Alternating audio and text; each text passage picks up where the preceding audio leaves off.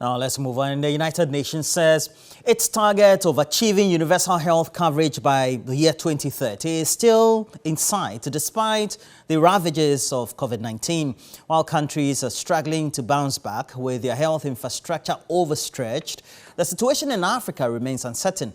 Ghana's representative on the Universal Health Coverage Advisory Group believes the country is not far from meeting the ambitious target.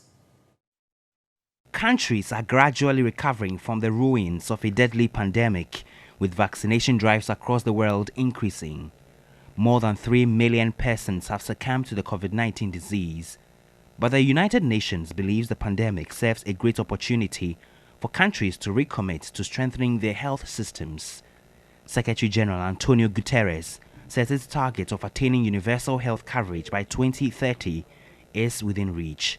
COVID-19 has made the needs for universal health coverage, outlined in the strong political declaration that emerged from last year's meeting, more urgent than ever.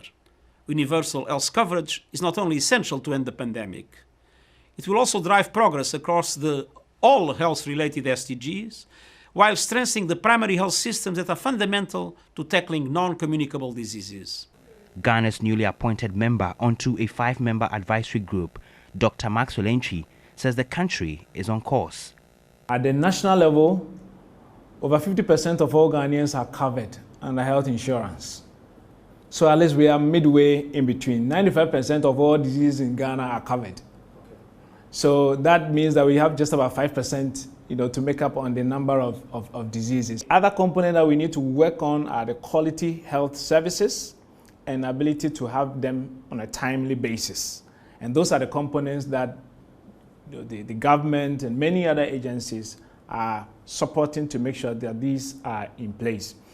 Dr. Maxwell Entry, who has been tasked as part of a committee to co-represent Africa and the Caribbean, believes gathering political momentum for the drive would go a long way. The second key component is to gather political momentum for this.